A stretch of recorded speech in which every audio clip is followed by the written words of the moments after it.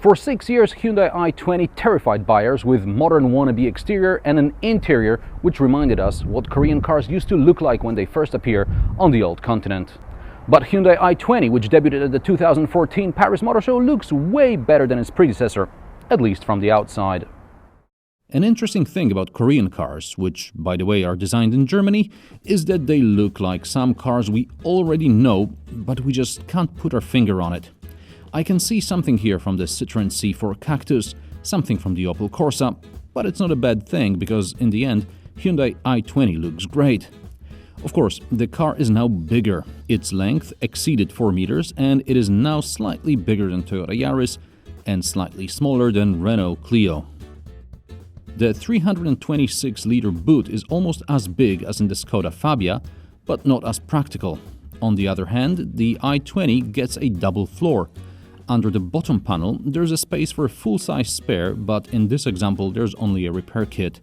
Check options in your market as availability and cost of spares may vary.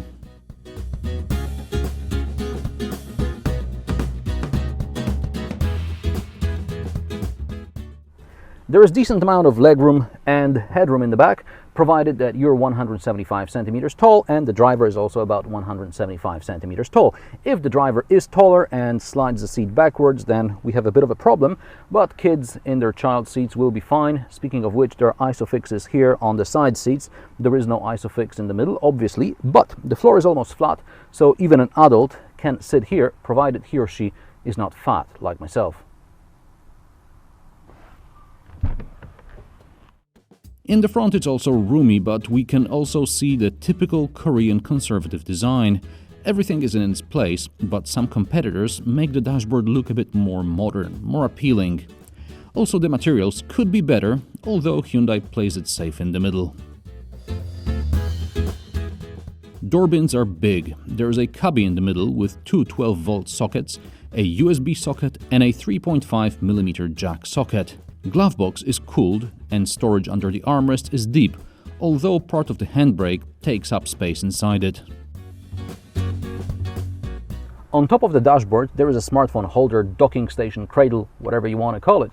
It's got a micro USB connector, so it should fit most Android phones. Now, Hyundai assumed, and I think they're right, that in this segment clients will not want to pay extra 1,200 euros for sat-nav and they will use their own smartphones. So yeah, that sounds like about right. The problem is that the connector is here on the side, so if your phone doesn't have a socket here or here, but like mine it has it here on the side, then you're screwed. So if you want to use that, make sure your phone has a connector here or on the other side. But if you have an iPhone, which obviously has a connector on the bottom, you can exchange the micro USB for a lightning connector. So that's some consolation. Let's go.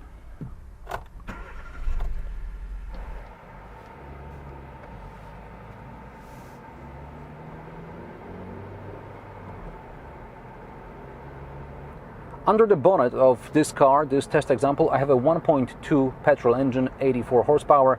It accelerates from 0 to 100 kilometers per hour in about 13 seconds. Now there is a weaker version of this engine, a detuned version if you like it. It's 75 horsepower, and even with this engine, Hyundai i20 is one of the fastest cars in the segment with the naturally aspirated engine, because there are less and less of these naturally aspirated engines. More and more manufacturers move towards turbocharged engines, which are, well, more flexible and, at least on paper, they're more economical.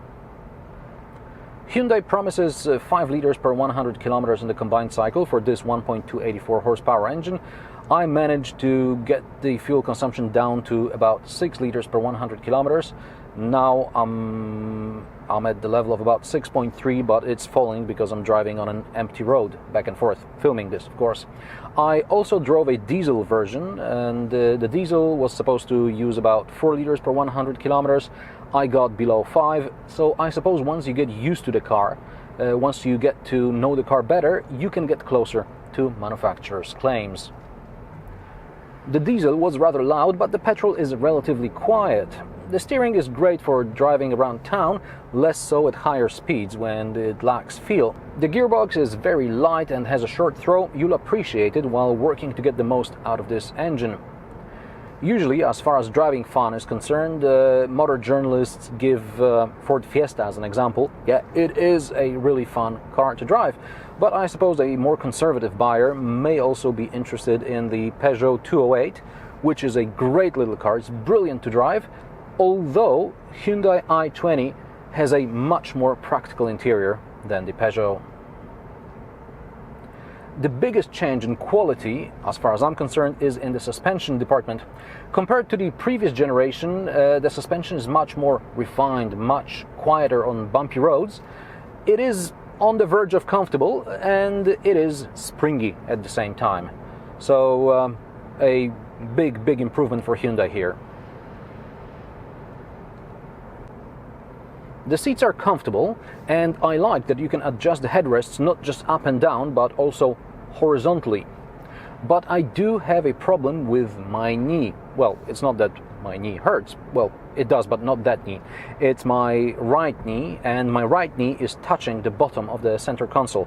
There's this kind of corner here, or let's call it a corner, and my knee is touching it. So I'm afraid that if I had an accident, knock on wood, I might hurt my knee. Visibility is good to the front and to the sides. The A-pillars are nice and thin, but the C-pillar is huge and it really obstructs visibility. Depending on the market and spec level, you can get things like heated seats and heated steering wheel, cruise control with a speed limiter, or a lane departure warning system. So all these contribute to overall safety of this car. Prices of Hyundai i20 start at around 12,000 euros for a 5-door model. A 3-door version is coming up. Hyundai calls it a coupe.